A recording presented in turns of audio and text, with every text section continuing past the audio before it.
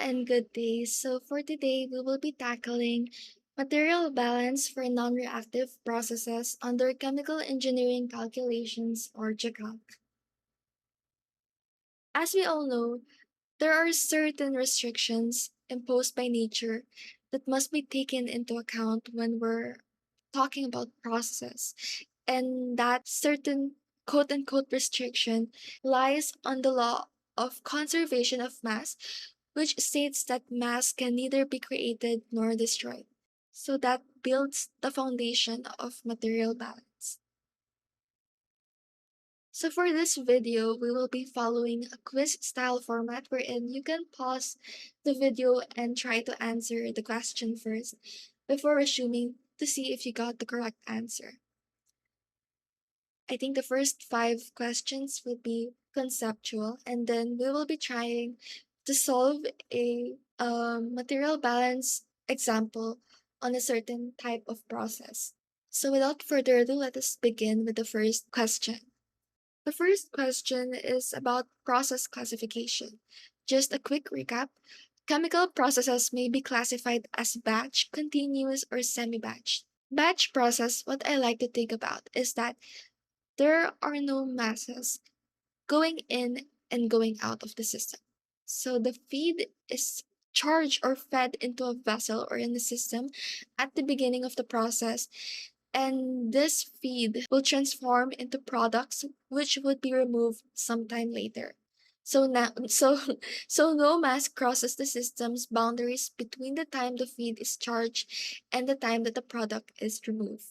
Continuous process is when inputs and outputs flow continuously throughout the duration of the process. So there's mass going in and there's mass going out. And lastly, for the semi-batch, it is a process that is neither a batch nor a continuous one. There's mass going in but not out of the system, if that makes sense. Okay.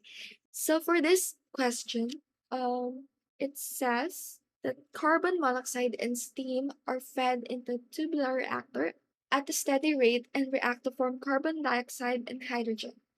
Products and unused reactants are withdrawn at the other end. So let's highlight that. So if this is our system, and this is our system's boundaries,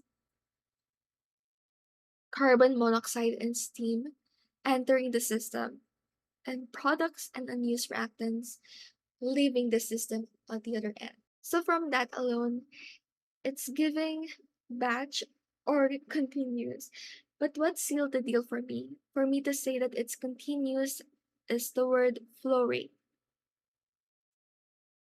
That means that the process is operating continuously at a certain flow rate. Our answer here is continuous.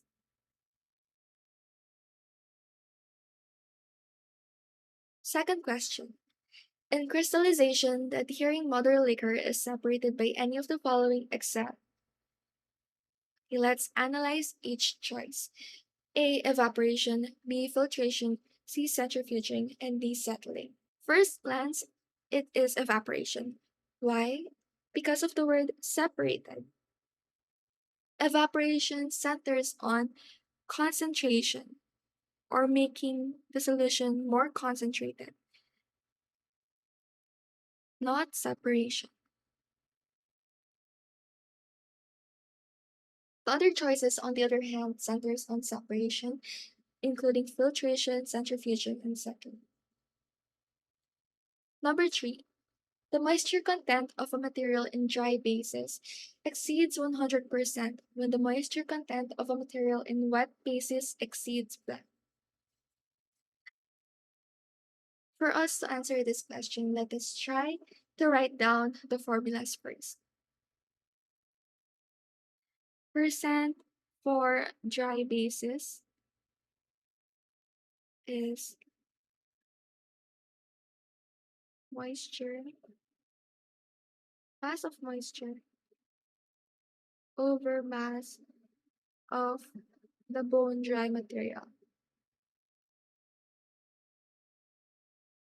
times 100. Percent of the wet basis, on the other hand, is mass of moisture over the total mass, aka mass of bone dry material and the mass of the moisture.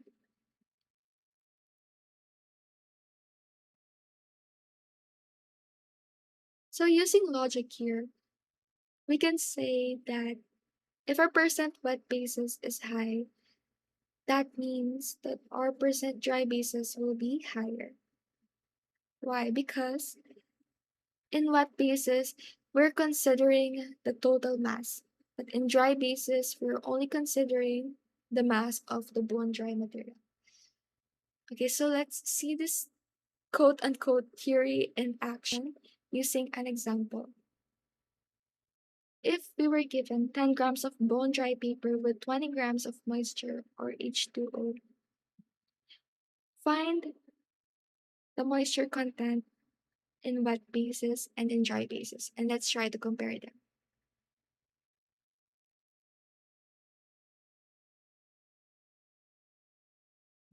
Wet basis would be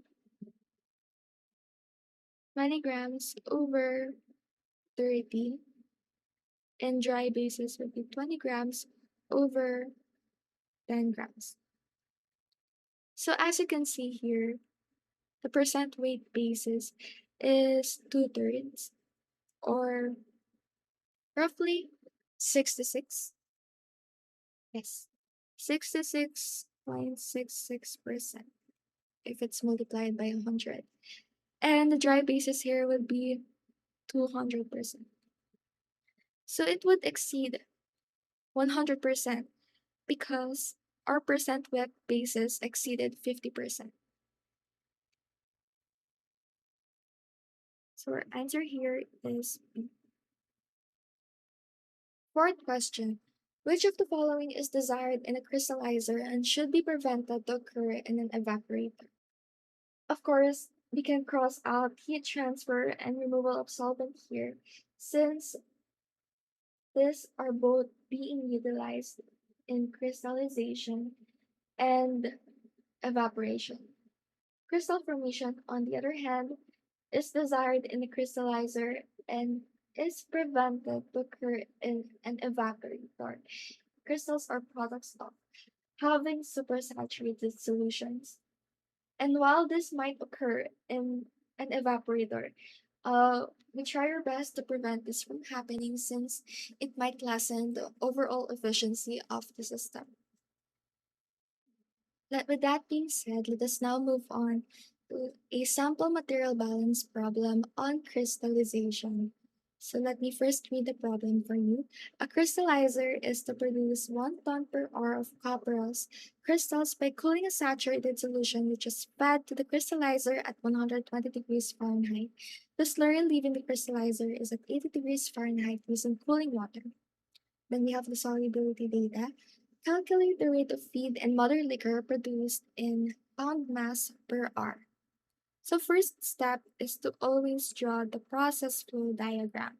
So since this is crystallization, we have our crystallizer here and we have our feed entering the system and our mother liquor going out of the system along with the crystals.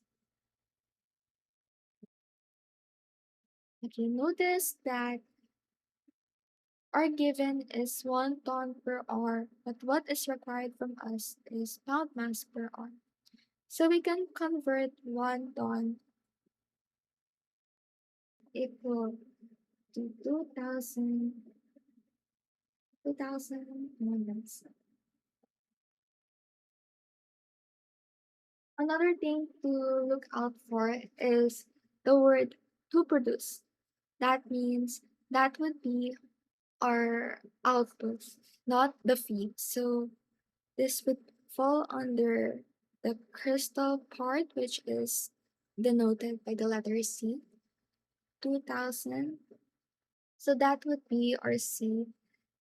For the feed, we will be using the solubility data wherein at 120 degrees Fahrenheit, There is 140 poured copperas over 100 water.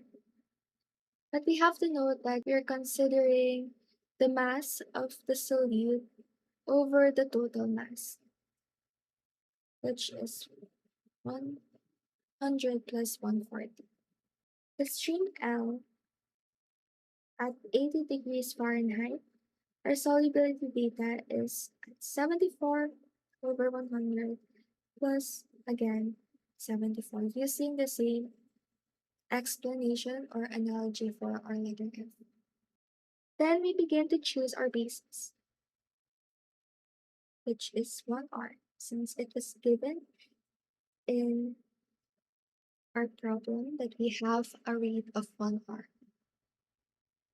Next is to construct our overall material balance, which is done by equating our input with our output streams. And we can further simplify this by substituting 2000 in our stream C. So that would be F is equal to L plus 2000. So that would be equation number 1. Then we will be now constructing our component material balance of copperas. So this is basically 140 over 240 of F is equal to 74 over 174 of L plus 2000. Using simultaneous solution with equation 1 and equation 2, we're going to get F is equal to 7272.73 pound mass per R and an L value of 5272.73 pound mass per hour, both in 2 decimal places. So this is the rate of feed and this is the rate of mother liquor. And that's it for this video. If you have any questions, don't hesitate to send an email to chen.acads@gmail.com, or you may also reach us at our Facebook page, which is chen.acads. Thank you and good luck on your future long tests.